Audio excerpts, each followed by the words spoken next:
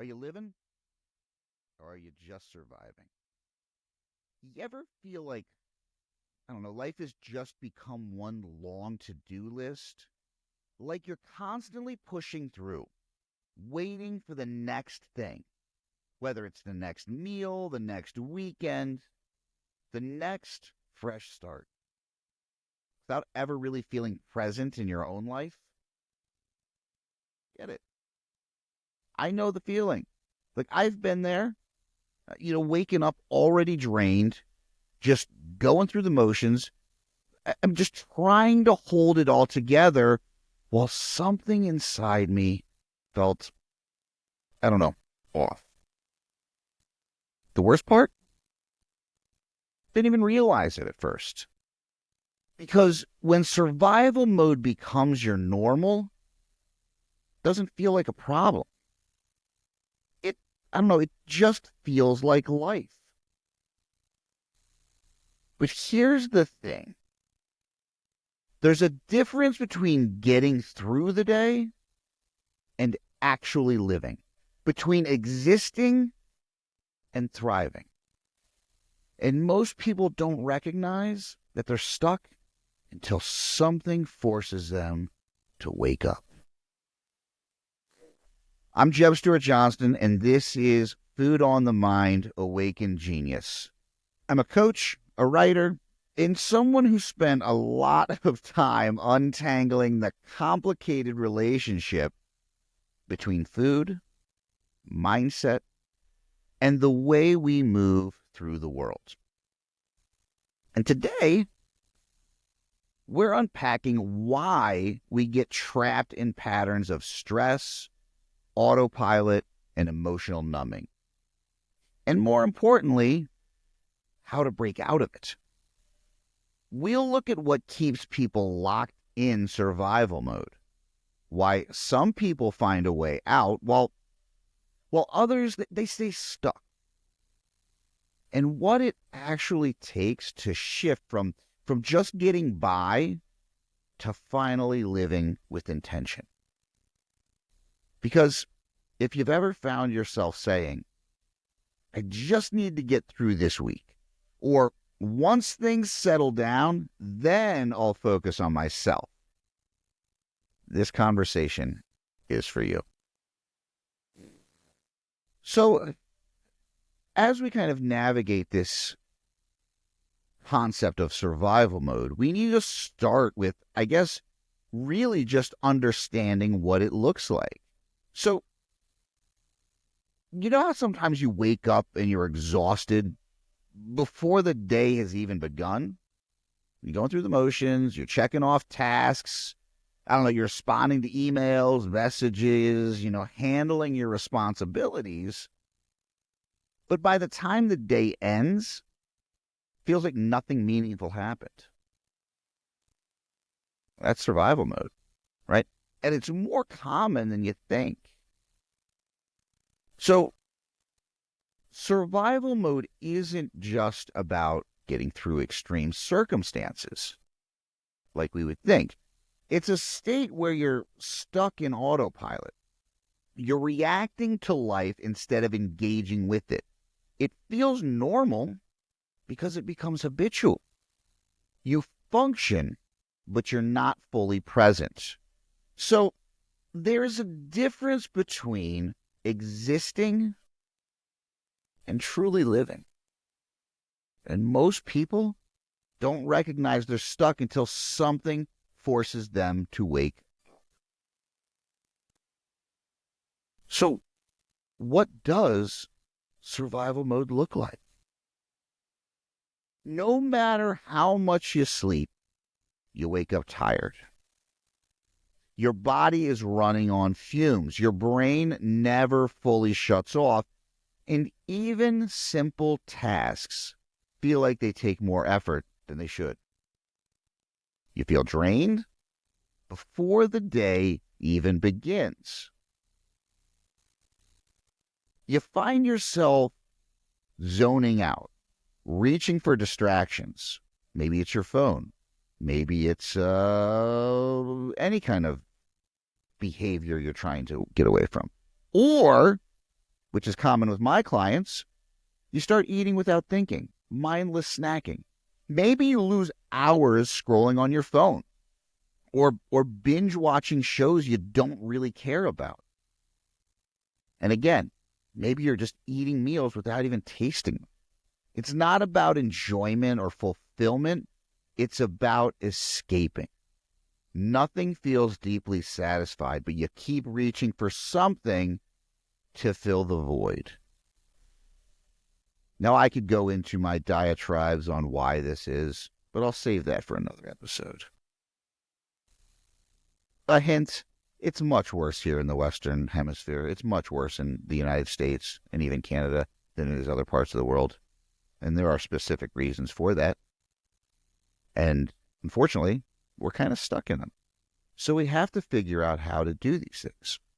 What you're going to notice is that you have this hyperreactivity, right? Small inconveniences feel overwhelming. I mean, how many times have you freaked the fuck out over spilling a cup of water? Right? You end up snapping at people. You lose patience quickly.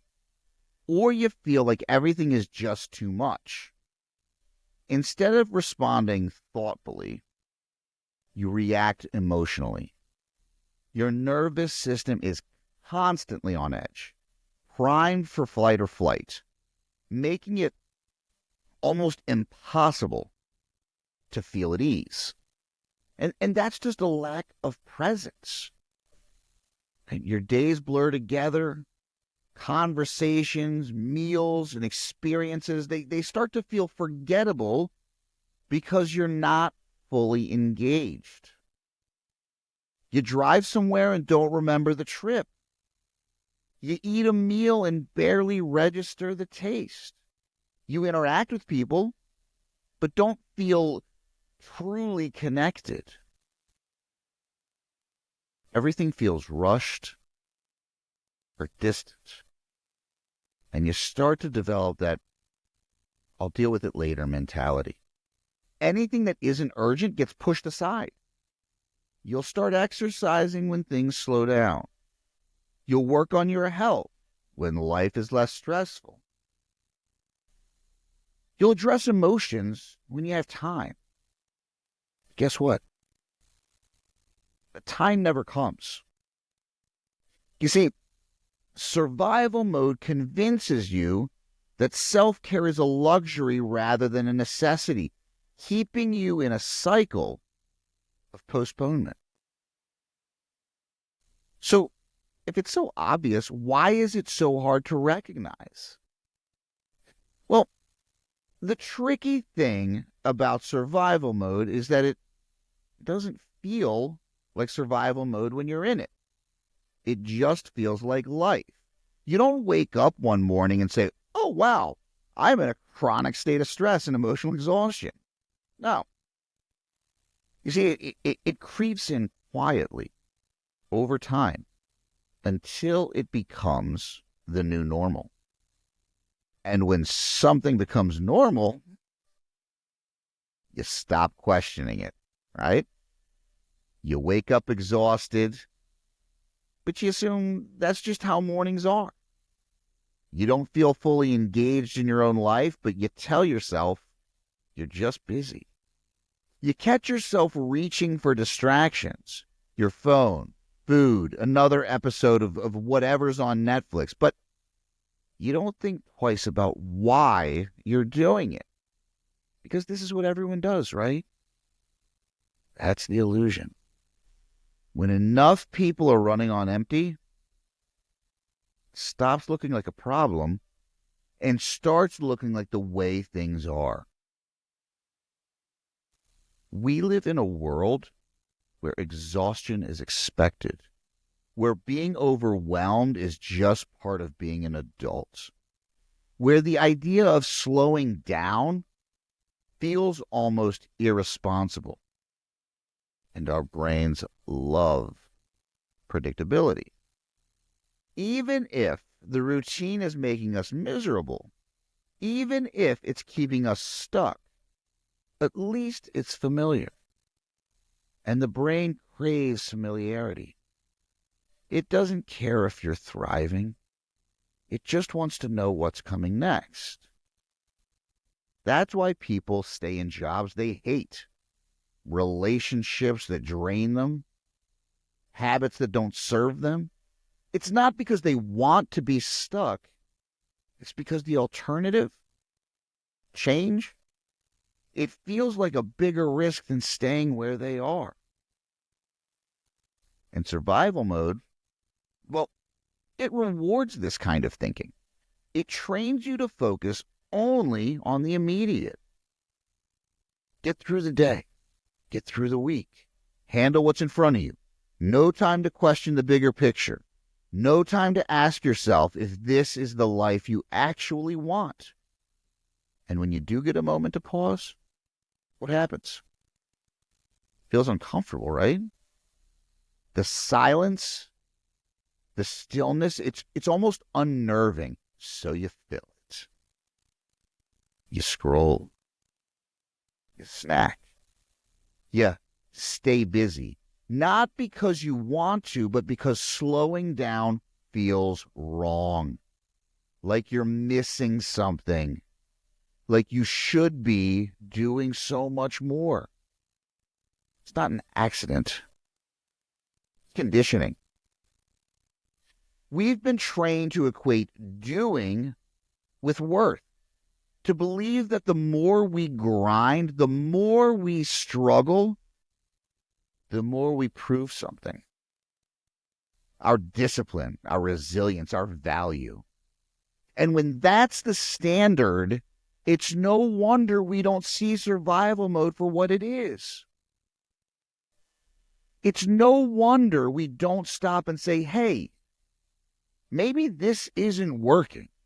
Maybe I'm not supposed to feel like this all the time. Because if you stop, if you question it, that means something has to change. And change is scary.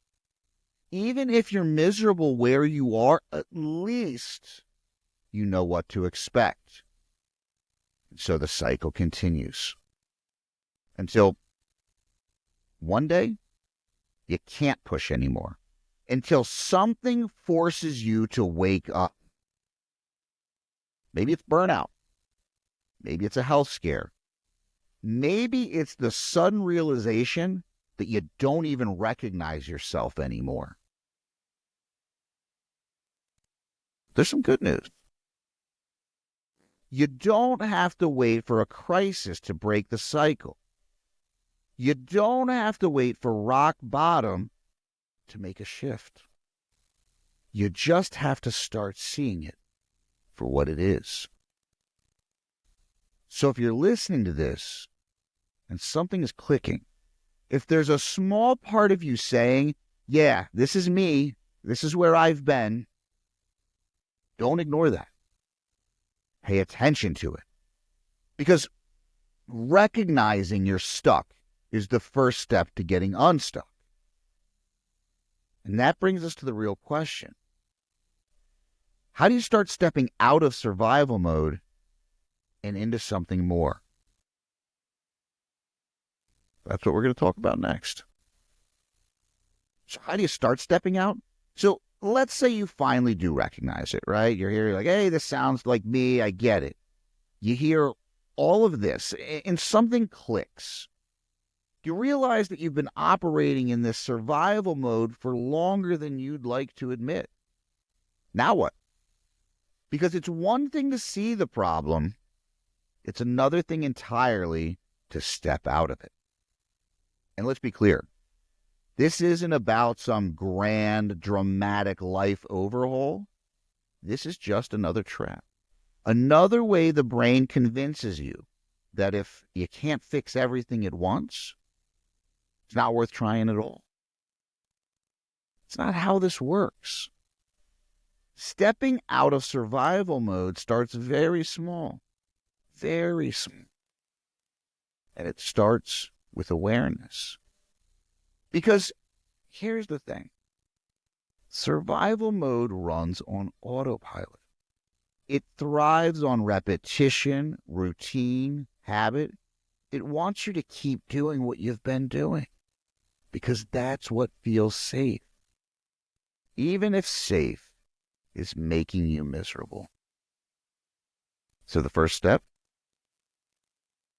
interrupt the pattern. You don't have to know exactly where you're going. You don't need a 5-year plan.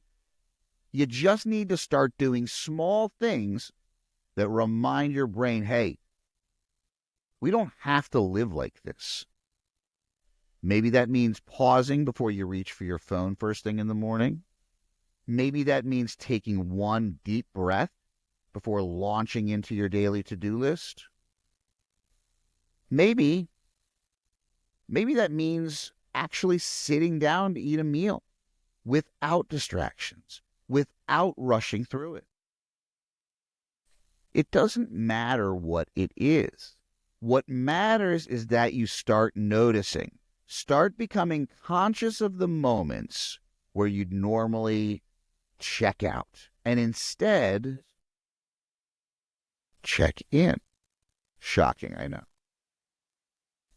This isn't just a mindset thing, right? It's physiological as well.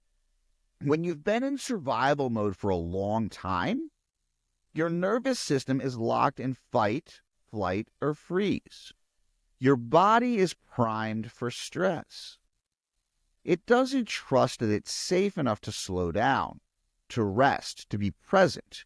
So part of stepping out of survival mode is literally teaching your body that it's okay, that it doesn't have to be on guard all the time.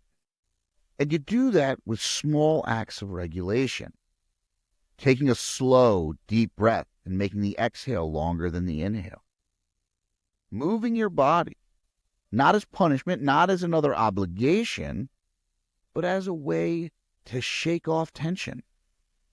You know, one of my clients often brings up this concept that she read in a book at some point, talking about dogs. And you see when dogs will get into a little tiff or have a little something with each other, and they'll shake it off, like T-Swift. And that's just a way for them to re-regulate the nervous system and let it go. We can do the same. It doesn't have to be complicated. You can let yourself laugh at something stupid. And seriously, humor is one of the fastest ways to shift your nervous system. And we're all so fucking serious now. Try reaching out to someone. Not because you need something or anything, but just to connect. Because we're missing that. We are missing connection. In a world where we are supposedly so much more connected than ever before, we are far from it. In fact, I would argue we're less connected now than we've ever been in history, even though we have thousands of friends and followers on social media. Reach out to the real people in your life. Because here's what happens when you start doing these things. Your brain starts to realize that not everything is a threat. Again, social media has convinced us that everything and everyone is a threat to us at all times.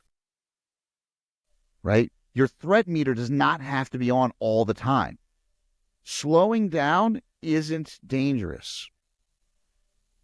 And once you start experiencing that, once you start getting small glimpses of what it feels like to be present, to be engaged, to not be in a constant state of tension, you start craving more of it. And this is where the real shift happens. Because survival mode tells you that slowing down is a waste of time.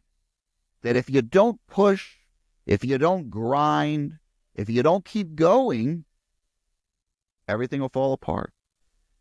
But when you start stepping out of it, when you start giving yourself proof that life doesn't collapse just because you took a deep breath, you realize that maybe, just maybe, you've been running on old programming. That maybe there's another way to live. And that's when things start to change. Not because you forced it, not because you fixed yourself overnight, but because you started noticing. And once you notice, you can't unnotice. So if you're listening to this and you're realizing that survival mode has been running the show for longer than you'd like to admit, don't make this another thing to stress about. Don't turn this into another project, another goal, another thing to perfect. Just start small. Start with one thing that reminds your brain. You don't have to live like this forever. Hey there, it's Jeb. I want to take a quick moment to talk about something that might just change your life. If you're listening to this podcast, chances are you're someone who's ready for something different. Maybe you've been feeling stuck in your relationship with food, your body, or even your sense of self. Maybe you've tried all the diets, read all the books, and still feel like something's missing. That's where Food on the Mind comes in.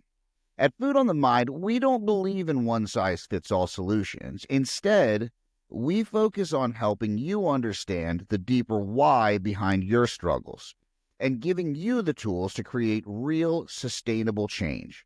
Whether it's breaking free from emotional eating, building a healthier relationship with food, or recovering your confidence, we're here to guide you every step of the way.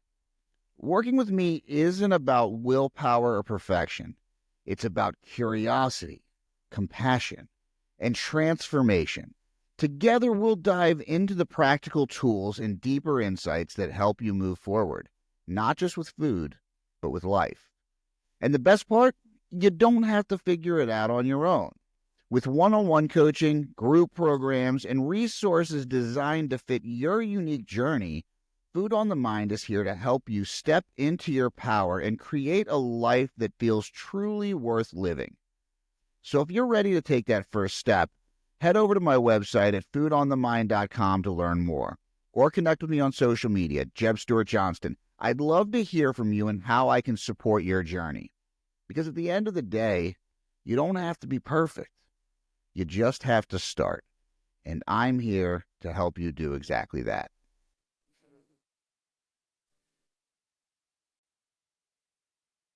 Then keep going.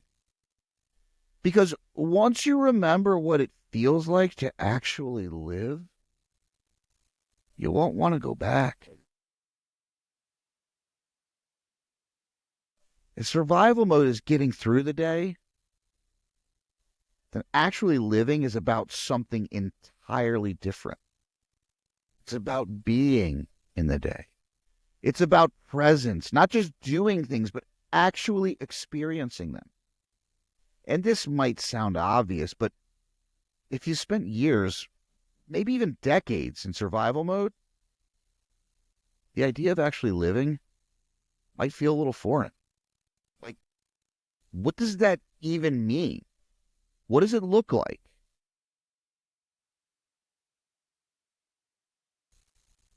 Here's what it doesn't look like, what it doesn't mean. It doesn't mean chasing some perfect, stress-free, Instagram-worthy life. It doesn't mean forcing yourself to be happy all the time. It doesn't mean abandoning responsibilities and moving to a cabin in the woods, although that does sometimes sound nice. Truly living isn't about escaping real life. It's about being present in it. It's about actually tasting your food instead of just consuming it to get through the day, to get your protein, to get your calorie.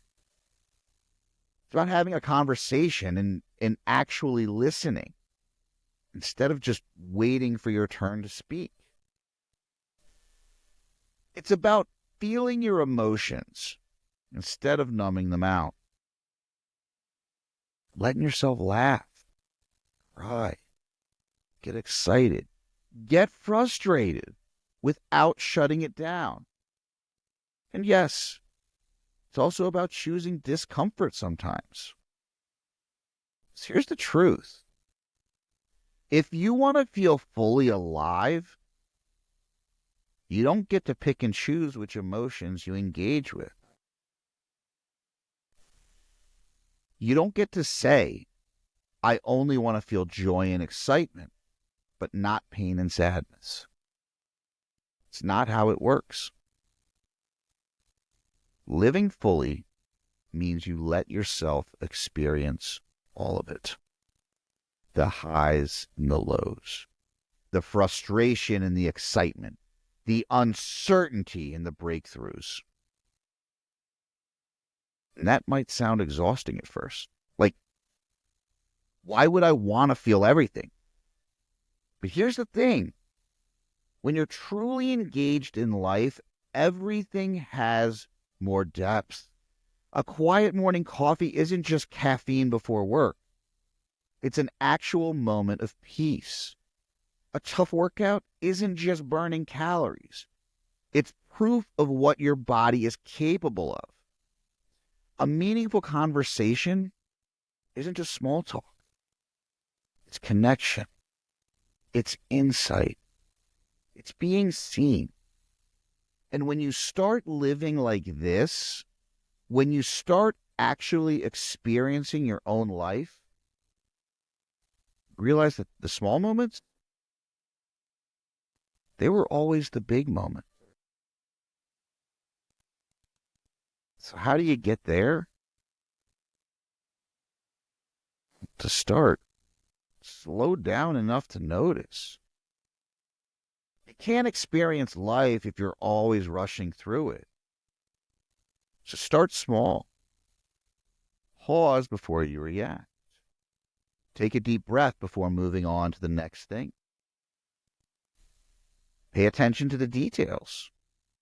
The way your food smells. The way the sun feels on your skin. The way someone's voice changes when they talk about something they truly love. These things, they aren't meaningless details, right? These are things that make life rich. You're going to have to redefine what's productive. Survival mode convinces you that productivity is the most important thing. But what if being fully present in your own life is the most productive thing you could do? What if playing with your kids or calling a friend or reading a book that has nothing to do with work is just as valuable as checking off tasks? Because it is. It truly is. Next, you're going to have to let yourself feel, like really feel. This is the hardest one for me. This is the one that I've been really getting into the last few years, and it sucks bad. Because if you've spent years avoiding emotions, numbing out, pushing through, this is the hardest part. But this is what makes life feel real. It's going to feel strange, but you have to let yourself be moved by things, by music, by art, by people. Let yourself feel the frustration, the sadness, the longing, and don't immediately try to fix it. Just feel it. Because the more you do this, the more alive you'll feel. Next, start to do things just for the joy of it. Not for progress, not for efficiency, not to prove anything, just for the joy of doing them. Cook a meal without tracking macros. Move your body without thinking about calories. Dance for no reason. Call someone just to say hi. Remember what it felt like to do things because you wanted to, not because you had to. Next, take small risks. Living fully isn't about eliminating fear. It's about not letting fear dictate your choices. So start small. Say yes to something new. Speak up when you'd normally stay quiet. Let yourself be seen a little more. Because every time you do, you expand your world just a little more. Living fully is a practice, not a destination. This isn't about flipping a switch. It's about building a new way of moving through the world. Some days you'll still get caught in survival mode. It's okay. The goal isn't perfection. The goal is awareness. The more you notice, the more you choose presence over autopilot, the more fully you'll experience your own life. And once you start doing that, well, you'll wonder how you lived any other way. So how do you keep this going? Well, you know what survival mode looks like. You know what it takes to step out of it. You even have a picture of what it means to actually live, to be present, engaged, awake in your own life. But here's the real question. How do you keep this going? Because if you've been in survival mode for a long time, you know how easy it is to slip back into old patterns. You have one good day, one moment where you feel really alive, and then, boom, stress hits. Something unexpected happens. Before you know it, you're back on autopilot, just getting through the day. Guess what? It's normal. Doesn't mean you're doing this wrong. It just means you're human. So the first thing to understand is this. This isn't a one-time shift. It's a daily practice. So keep paying attention. Survival mode thrives on not noticing. So your job? Just keep noticing. Keep paying attention to moments where you start checking out, where you find yourself numbing, where you feel yourself slipping back into old habits. Not to judge yourself, not to shame yourself, just to be aware. Because awareness alone is powerful. The second you notice yourself slipping into survival mode, you have a choice. You can gently pull yourself back. Take a deep breath. Step outside for a moment. Do one small thing that brings you back into the present. The goal isn't to never fall back into survival mode. The goal is to catch it sooner and choose differently. Number 2, don't chase the high. Build the habit. Here's where a lot of people get stuck, right? They have one breakthrough moment, one perfect morning where they feel fully present, fully alive, and they think, okay, I figured it out, never going back. But then they do. They think, well, I guess that was temporary. That's not how this works. Living fully isn't about chasing high moments. It's kind of the opposite. It's about building a lifestyle that naturally creates those moments over time. It means small, consistent actions. Not meditating for an hour one day, but taking 60 seconds to breathe every morning. Not quitting your job to follow your passion, but finding one thing in your day that excites you. Not forcing happiness, but allowing yourself to be fully present in whatever you're doing. Because this isn't about intensity, it's about consistency. Expect resistance and work with it. Your old patterns will try to pull you back. Stress will happen. Old habits will creep in. But instead of seeing that as failure, expect it. Plan for it. The key isn't avoiding resistance, it's learning to work with it. If you feel yourself numbing out with food or social media, pause. Ask yourself, what am I actually needing right now? If you catch yourself rushing through life again, slow down for one moment. Take a breath. Reconnect. If you feel like you're losing momentum, don't panic. Just go back to one small thing that helps you feel engaged again. This is a practice, not a pass-fail test. Next, be compassionate with yourself. You are not failing if this feels hard. You are not failing if you struggle with this. The truth is, most people live their entire lives in survival mode and never question it. The fact that you're even thinking about this, the fact that you're trying to shift, puts you out of the game. So be kind to yourself. Growth is not linear. Some days you'll feel deeply present and alive. Other days you'll be back in the grind, just getting through. It's okay. Part of it. What matters is that you keep coming back. Next, build a life that you don't want to escape from. Ultimately, this is the goal. The goal isn't just to manage stress better or be more mindful. The goal is to create a life that you don't feel like you have to escape from all the time. Right? That doesn't mean everything will be perfect. It doesn't mean there won't be stress or hard days. But it does mean that your default state shifts. That joy, presence, and engagement become the norm, not the rare exception. And the more you practice this, the more you remember what it feels like to truly live. The less you'll want to go back to just surviving. So here's my challenge to you. Pick one thing, just one small thing that helps you feel a little bit more present, a little bit more engaged, a little bit more alive, and do it. Not because you have to, not because it's another thing on your to-do list, but because you deserve to actually experience your own life. And once you start, you won't want to stop. The awakening isn't a single moment.